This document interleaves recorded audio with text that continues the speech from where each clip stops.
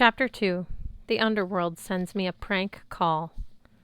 Nothing caps off the perfect morning like a long taxi ride with an angry girl. I tried to talk to Annabeth, but she was acting like I'd just punched her grandmother. All I managed to get out of her was that she'd had a monster-infested spring in San Francisco.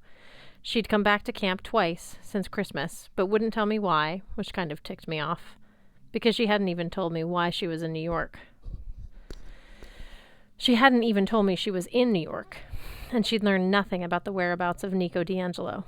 Long story. Any word on Luke? I asked. She shook her head. I knew this was a touchy subject for her. Annabeth had always admired Luke, the former head counselor for Hermes, who had betrayed us and joined the evil Titan Lord Kronos. She wouldn't admit it, but I knew she still liked him.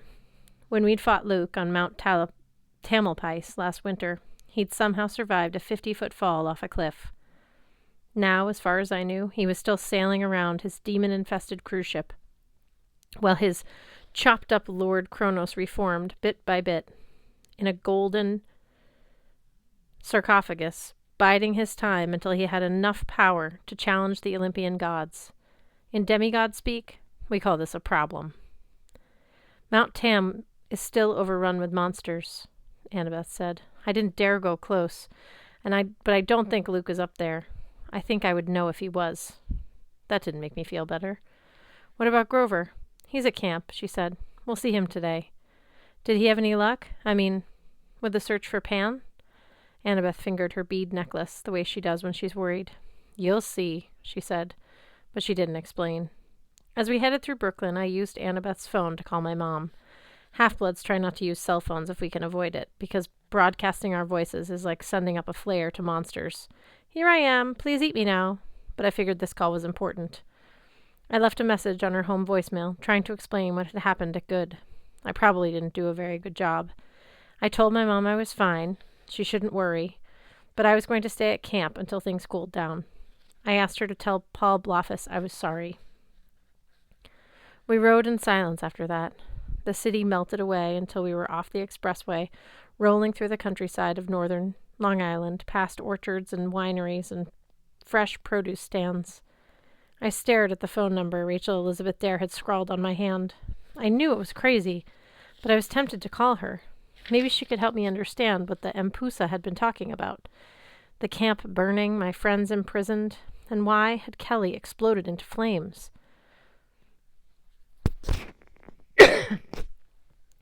I knew monsters never truly died. Eventually, maybe weeks, months, or years from now, Kelly would reform out of a primordial nastiness seething in the underworld. But still, monsters don't usually let themselves get destroyed so easily. If she really was destroyed. The taxi exited on Route 25A. We headed through the woods along the north shore until a low ridge of hills appeared on the left. Annabeth told the driver to pull over on Farm Road 3.141 at the base of Half-Blood Hill. The driver frowned. There ain't nothing here, miss. You sure you want out? Yes, please. Annabeth handed him a roll of mortal cash, and the driver decided not to argue. Annabeth and I hiked to the crest of the hill. The young guardian dragon was dozing, coiled around the pine tree, but he lifted his coppery head as we approached and let Annabeth scratch under his chin. Steam hissed out of his nostrils like a tea kettle, and he went cross-eyed with pleasure. Hey, Peleus, Annabeth said. Keeping everything safe? The last time I'd seen the dragon, he'd been 6 feet long. Now he was at least twice that, and as thick around as the tree itself. Above his head, on the lowest branch of the pine tree, the golden fleece shimmered, its magic protecting the camp's borders from invasion. The dragon seemed relaxed, like everything was okay. Below us, Camp Half-Blood looked peaceful. Green fields, forest, shiny white Greek buildings. The 4-story farmhouse we called the Big House sat proudly in the mists of the strawberry fields. To the north, past the beach, the Long Island Sound glittered in the sunlight. Still, something felt wrong. There was tension in the air, as if the hill itself were holding its breath, waiting for something bad to happen. We walked down into the valley and found the summer session in full swing. Most of the campers had arrived last Friday, so I already felt out of it. The satyrs were playing their pipes in the strawberry fields, making the plants grow with woodland magic. Campers were having flying horseback lessons, swooping over the woods on their pegasi. Smoke rising from the forges, and hammers rang as kids made their own weapons for arts and crafts. The Athena and Demeter teams were having a chariot race around the track, and over on the Canoe Lake, some kids in Greek trireme were fighting a large orange sea serpent. A typical day at camp. We need to talk to Clarice, Annabeth said. I stared at her as if she had just said, I need to eat a large, smelly boot. What for? Clarice from the Aries cabin was one of my least favorite people. She was a mean, ungrateful bully. Her dad, the war god, wanted to kill me. She tried to beat me to a pulp on a regular basis. Other than that, she was just great. We've been working on something, Annabeth said. I'll see you later. Working on what? Annabeth glanced toward the forest. I'll tell Chiron you're here, she said. He'll want to talk to you before the hearing. What hearing? She jogged down the path toward the archery field without looking back. Yeah, I muttered. Great talking to you, too. As I made my way through camp, I said hi to some of my friends. In the big house's driveway, Connor and Travis Stoll from the Hermes cabin were hot-wiring the camp's SUV. Selena Beauregard, the head counselor for Aphrodite, waved at me from her Pegasus as she flew by. I looked for Grover, but I didn't see him. Finally, I wandered into the sword arena, where I usually go when I'm in a bad mood. Practicing always calms me down. Maybe that's why swordplay is the one thing I actually understand. Maybe that's because swordplay is the one thing I can actually understand. I walked into the amphitheater and my heart almost stopped. In the middle of the arena floor, with its back to me, was the biggest hellhound I'd ever seen. I mean, I've seen some pretty big hellhounds. One the size of a rhino tried to kill me when I was 12, but this hellhound was bigger than a tank. I had no idea how I'd gotten past the camp's magical borders. It looked right at home, lying on its belly, growling contentedly as it chewed the head off a combat dummy. It hadn't noticed me yet, but if I made a sound, I knew it would sense me. There was no time to get help. I pulled Riptide and uncapped it. Yah! I charged. I brought down the blade on the monster's enormous backside, when out of nowhere another sword blocked my strike. Clang! The hellhound pricked up his ears. Woof! I jumped back and instinctively struck at the swordsman, a gray-haired man in Greek armor. He parried my attack, no problem. Whoa there, he said. Truce! Woof! The hellhound's bark shook the arena. That's a hellhound, I shouted. She's harmless, the man said. That's Mrs. O'Leary. I blinked. Mrs. O'Leary? At the sound of her name, the hellhound barked again. I realized she wasn't angry. She was excited. She nudged the soggy, badly chewed target dummy toward the swordsman. Good girl, the man said. With his free hand, he grabbed the armored mannequin by the neck and heaved it toward the bleachers. Get the Greek! Get the Greek! Mrs. O'Leary bounded after her prey and pounced on the dummy, flattening its armor. She began chewing on its helmet. The swordsman smiled dryly. He was in his 50s, I guess, with short gray hair and a clipped gray beard. He was in good shape for an older guy. He wore black mountain climbing pants and a bronze breastplate strapped over an orange camp t-shirt. At the base of his neck was a strange mark, a purplish blotch like a birthmark or a tattoo. But before I could make out what it was, he shifted his armor straps, and the mark disappeared under his collar. Mrs. O'Leary is my pet, he explained. I couldn't let you stick a sword in her rump, now could I? That might have scared her. Who are you? Promise not to kill me if I put my sword away? I guess. He stretched out his sword and held out his hand. Quintus. I shook his hand. It was as rough as sandpaper. Percy Jackson, I said. Sorry about... How did you, get a hellhound for a pet? Long story, involving many close calls with death and quite a few giant chew toys. I'm the new sword instructor, by the way, helping out Chiron while Mr. D is away. Oh. I tried not to stare as Mrs. O'Leary ripped off the target dummy shield with its arm still attached and shook it like a frisbee. Wait, Mr. D is away? Yes, well, busy times. Even Dionysus must help out. He's gone to visit some old friends. Make sure they're on the right side. I probably shouldn't say more than that. If Dionysus was gone, then that was the best news I'd had all day. He was the only camp director. He was only our camp director because Zeus had sent him here as a punishment for chasing some off-limits wood nymph. He hated the campers and tried to make our lives miserable. With him away, this summer might actually be cool. On the other hand, if Dionysus had gotten off his butt and actually started helping the gods recruit against the Titan threat, things might be looking pretty bad. Off to my left, There was a loud bump. 6 wooden crates, the size of picnic tables, were stacked nearby, and they were rattling. Mrs. O'Leary cocked her head and bounded toward them. "Whoa, girl," Quintus said. "Those aren't for you." He distracted her with a bronze shield frisbee. The crates thumped and shook. There were words printed on the sides, but my dyslexia took me a while to decipher. Triple G Ranch, fragile, this end up. Along the bottom, in smaller letters, open with care, Triple G Ranch is not responsible for property damage, maiming, or excruciatingly painful deaths. "What's in the boxes?" I asked. "A little surprise," Quintus said. "Training activity for tomorrow. You'll love it." Okay, I said, though I wasn't so sure about the excruciatingly painful death part. Quintus threw the bronze shield, and Mrs. O'Leary lumbered after it. "You young ones need more challenges. They didn't have camps like this when I was a boy." You're a half-blood?" I didn't mean to sound so surprised, but I'd never seen an old demigod before. Quintus chuckled. "Some of us do survive into adulthood, you know. Not all of us are subject to terrible prophecies." "You know about my prophecy?" "I've heard a few things." I wanted to ask what few things, but just then Chiron clip-clopped into the arena. "Percy, there you are!" He must have just come from teaching archery. He had a quiver and a bow slung over his No. 1 Centaur t-shirt. He'd trimmed his curly brown hair and beard for the summer, and his lower half, which was a white stallion, was flecked with mud and grass. "I see you've met our new instructor." Chiron's tone was light, but there was an uneasy look in his eyes. "Quintus, do you mind if I borrow Percy?" "Not at all, Master Chiron." "No need to call me Master," Chiron said, although he sounded sort of pleased. "Come, Percy, we have much to discuss." I took one more glance at Mrs. O'Leary, who was now chewing off the target dummy's legs. "Well, see ya," I told Quintus. As we walked away, I whispered to Chiron. "Quintus seems kind of mysterious," Chiron suggested. "Hard to read?" "Yeah." Chiron nodded. "A very qualified half-blood. Excellent swordsman. I just wish I understood." Whatever he was going to say, he apparently changed his mind. "First things first, Percy. Annabeth told me you met some Empusai. "Yeah." I told him about the fight at Good, and how Kelly had exploded into flames. Chiron said. "The more powerful ones can do that.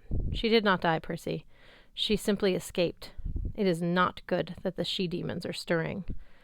"What were they doing there?" I asked. "Waiting for me?" "Possibly," Chiron frowned. "It is amazing you survived. Their powers of deception. Almost any male hero would have fallen under their spell and been devoured." "I would have been," I admitted, "except for Rachel." Chiron nodded. "Ironic to be saved by a mortal. Yet we owe her a debt. What the Empusa said about an attack on camp. We must speak of this further. But for now, come. We should get to the woods. Grover will want you there." "Where?" "At his formal hearing," Chiron said grimly. "The Council of Cloven Elders are meeting to decide his fate." Chiron said we needed to hurry, so I let him give me a ride on his back. As we galloped past the cabins, I glanced at the dining hall, an open-air Greek pavilion on a hill overlooking the sea. It was the first time I'd seen the place since last summer, and it brought back bad memories. Chiron plunged into the woods. Nymphs peeked out of the trees and watched us pass. Large shapes rustled in the shadows. Monsters were stalked in here as a challenge to the campers. I thought I knew the forest pretty well after playing Capture the Flag here 2 summers, but Chiron took me away I didn't recognize, through a tunnel of old willow trees, past a little waterfall, and into a glade blanketed with wildflowers. A bunch of satyrs were sitting in a circle in the grass. Grover stood in the middle, facing 3 really old, really fat satyrs who sat on topiary thrones shaped out of rose bushes. I'd never seen the 3 old satyrs before, but I guessed they must be the Council of Cloven Elders.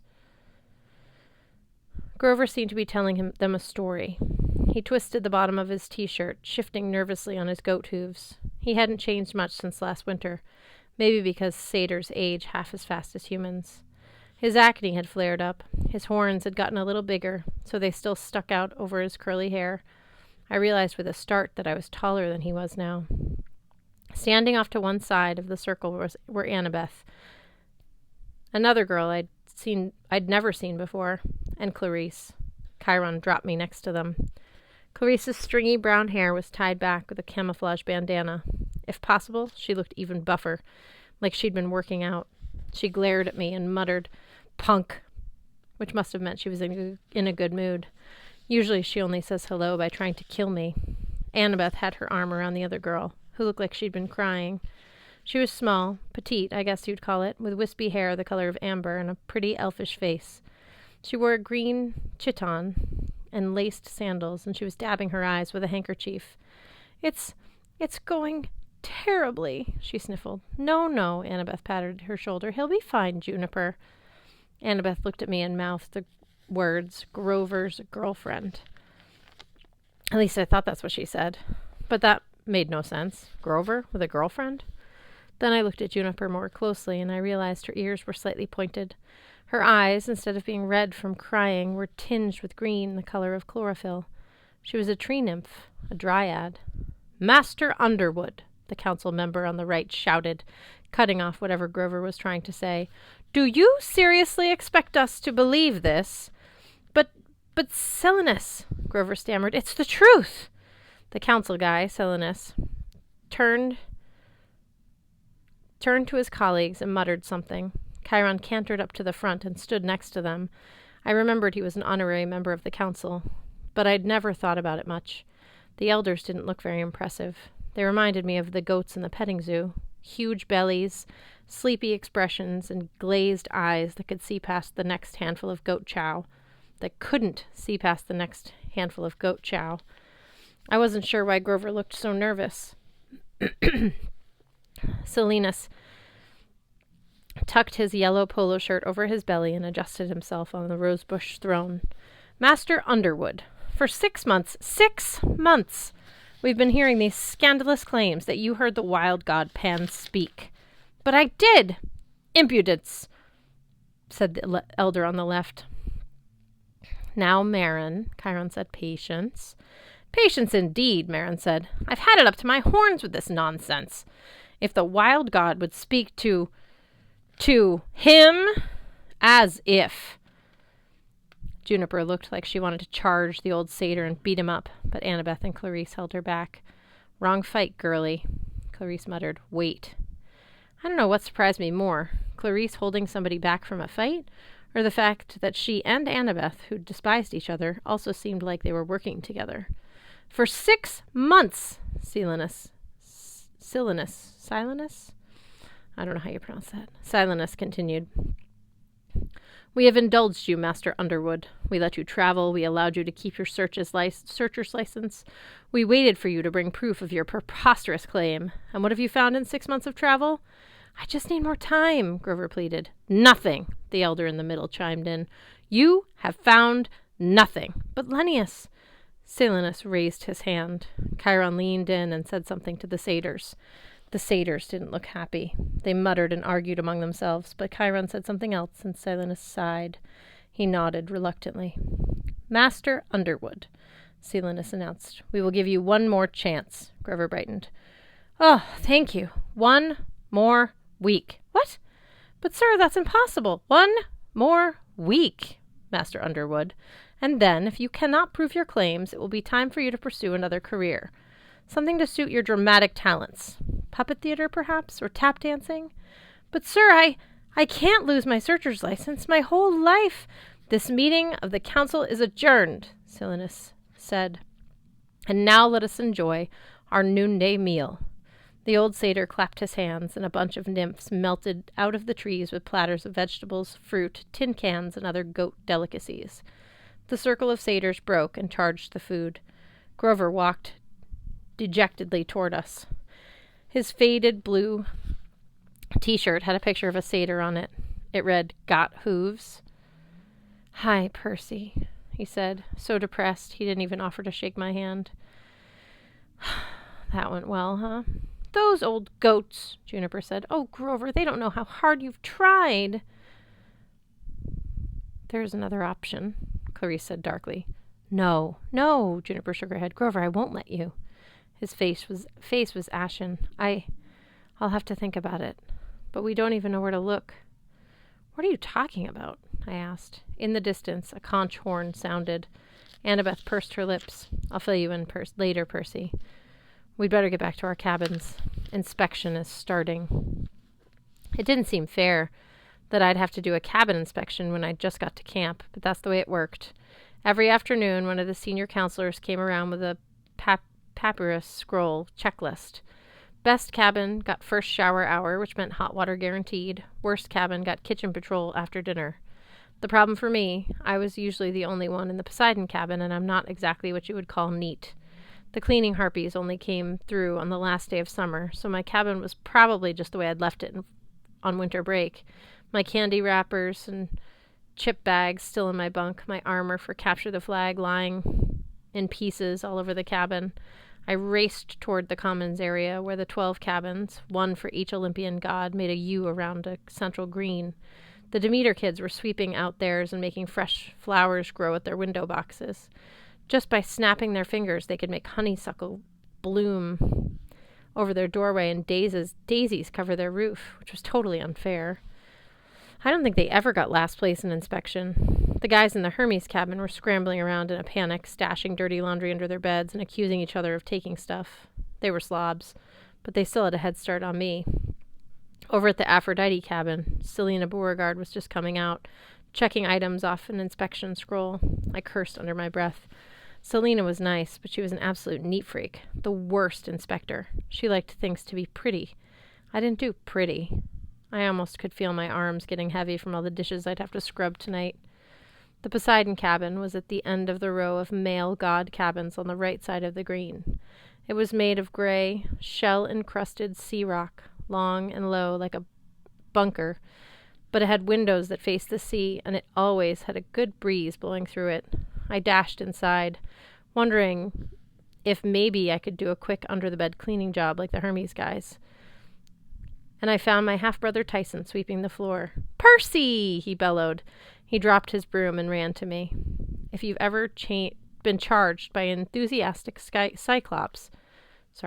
if you've never been charged by an enthusiastic cyclops wearing a flowered apron and rubber cleaning gloves, I'm telling you, it'll wake you up quick. "Hey, big guy," I said. "Ow, watch the ribs. The ribs!"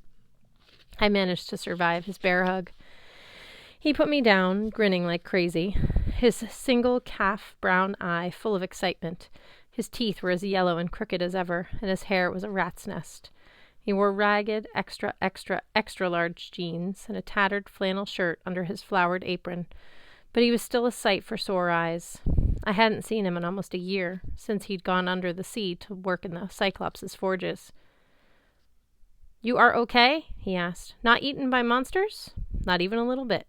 I showed him I still had both arms and both legs, and Tyson clapped happily. "Yay!" he said. "Now we can eat peanut butter sandwiches and ride fish ponies.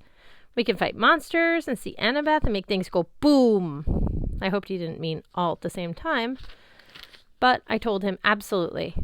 We'd have a lot of fun this summer. I couldn't help smiling. He was so enthusiastic about everything.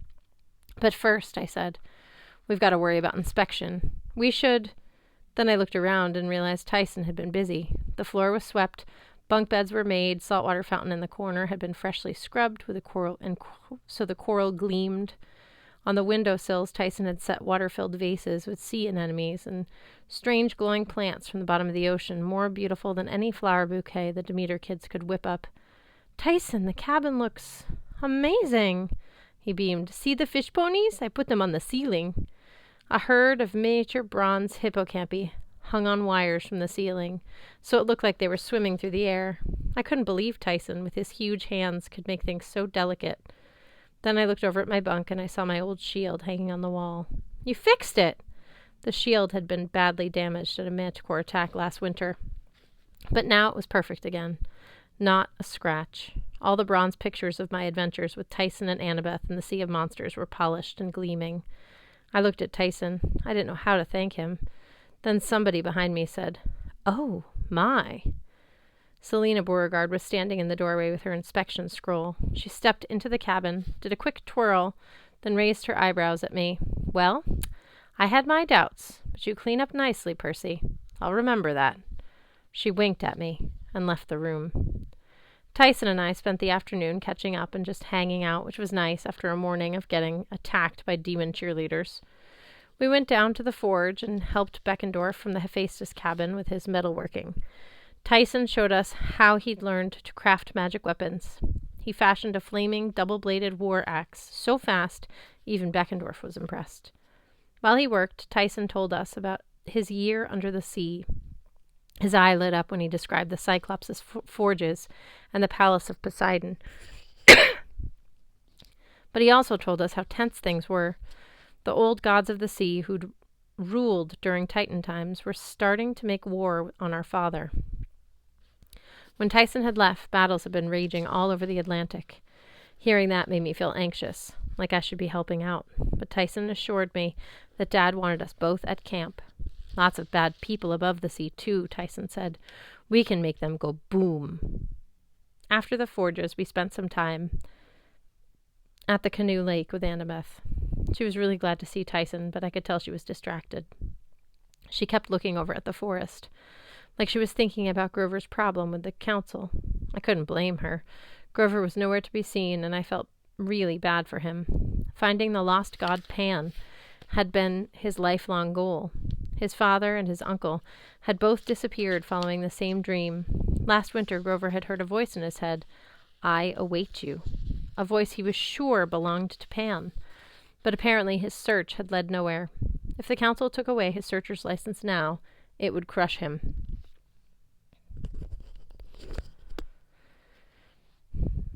"What's this other way?" I asked Annabeth. "The thing Clarice mentioned?" She picked up a stone and skipped it across the lake, something Clarice scouted out. I helped her with the little spring. It could be dangerous, especially for Grover. "Goat Boy scares me," Tyson muttered. I stared at him. Tyson had faced down fire-breathing bulls and sea monsters and cannibal giants. Why would you be scared of Grover? "Hooves and horns," Tyson muttered nervously, "and goat fur makes my nose itchy." And that pretty much ended our Grover conversation. Before dinner, Tyson and I went down to the sword arena. Quintus was glad to have company. He still wouldn't tell me what was in the wooden crates, but he did teach me a few sword moves. This guy was good.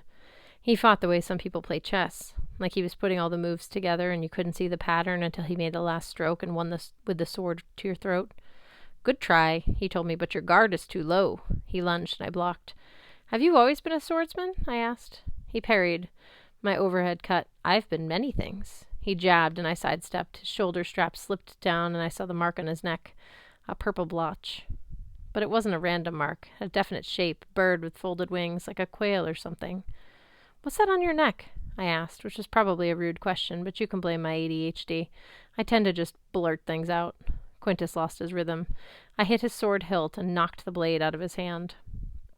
He rubbed his fingers. Then he shifted his armor to hide the mark. It wasn't a tattoo, I realized. It was an old burn, like he'd been branded. A reminder. He picked up his sword and forced a smile. "Now, shall we go again?" He pressed me hard, not giving me time for any more questions. While he and I fought, Tyson played with Mrs. O'Leary, who he called the little doggy. They had a great time wrestling for the bronze shield and playing Get the Greek. By sunset, Quintus hadn't even broken a sweat, which seemed kind of strange, but Tyson and I were hot and sticky, so we hit the showers and got ready for dinner. I was feeling good. It was almost like a normal day at camp. Then dinner came, and all the campers lined up by the cabin marched into the dining pavilion. Most of them ignored the sealed fissure on the marble floor at the entrance, a 10-foot-long jagged scar that hadn't been there last summer, but I was careful to step over it. "Big crack," Tyson said when we were at our table. "Earthquake, maybe?" "No," I said, "not an earthquake." But I wasn't sure I should tell him. It was a secret only Annabeth and Grover and I knew. But looking in Tyson's big eye, I knew I couldn't hide it from him. "Nico D'Angelo," I said, lowering my voice. "He's this half-blood kid we brought to camp last winter. He asked me to guard his sister on a quest, and I failed. She died. Now he blames me." Tyson frowned. "So he put a crack in the floor?" "These skeletons attacked us," I said. "Nico told them to go away, and the ground just opened up and swallowed them. Nico..." I looked around to make sure no one was listening. "Nico is the son of Hades." Tyson nodded thoughtfully. "The god of dead people." "Yeah. So the Nico boy is gone?" I guess. I tried to search for him this spring. So did Annabeth, but we didn't have any luck. This is secret, Tyson, okay? If anyone found out he's a son of Hades, he would be in danger. You can't even tell Chiron. The bad prophecy, Tyson said. Titans might use him if they knew. I stared at him. Sometimes it was easy to forget that as big and childlike as he was, Tyson was pretty smart. He knew that the next child of the big three gods, Zeus, Poseidon, or Hades, who turned 16, was prophesied to either save or destroy Mount Olympus. Most people assumed that meant me, but if I died before I turned 16, the prophecy could easily apply to Nico.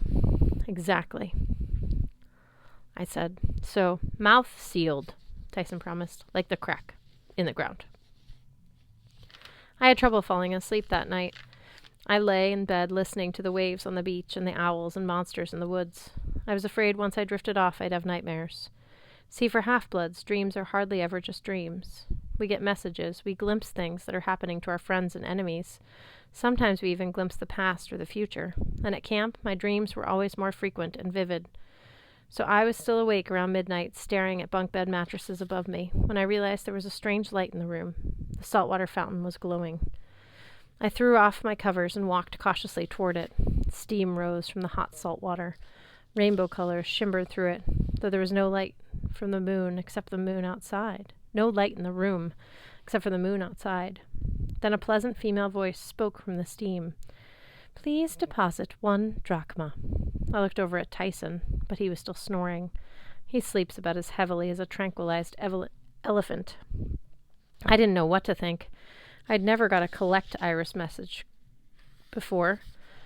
1 golden drachma gleamed at the bottom of the fountain. I scooped it up and tossed it through the mist. The coin vanished. "Oh, Iris, goddess of the rainbow," I whispered, "show me, whatever you need to show me." The mist shimmered. I saw the dark shore of a river. Wisps of fog drifted across the black water. The beach was strewn with jagged volcanic rock. A young boy squatted in the riverbank, tending a campfire. The flames burned an unnatural blue color. Then I saw the boy's face. It was Nico D'Angelo. He was throwing pieces of paper into the fire. Mytho-magic trading cards, part of the game he'd been obsessed with last winter. Nico was only 10, or maybe 11 by now, but he looked older. His hair had grown longer. It was shaggy and almost untouched, and almost touched his shoulders. His eyes were dark. His olive skin had turned paler. He wore ripped black jeans and a battered aviator's jacket that was several sizes too big, unzipped over a black shirt. His face was grimy, his eyes a little wild. He looked like a kid who'd been living on the streets. I waited for him to look at me. No doubt he'd get crazy angry, start accusing me of letting his sister die, but he didn't seem to notice me. I stayed quiet, not daring to move. If he hadn't sent this Irish message, who had? Nico tossed another trading card into the blue flames. "Useless," he muttered. "I can't believe I ever liked this stuff." "A childish game master," another voice agreed. It seemed to come from near the fire, but I couldn't see who was talking. Nico stared across the river. On the far shore was a black beach shrouded in haze. I recognized it. The underworld. Nico was camping at the edge of the river Styx. "I've failed," he muttered. "There's no way to get her back." The other voice kept silent. Nico turned toward it doubtfully. "Is there? Speak." Something shimmered. I thought it was just firelight, and then I realized it was the form of a man.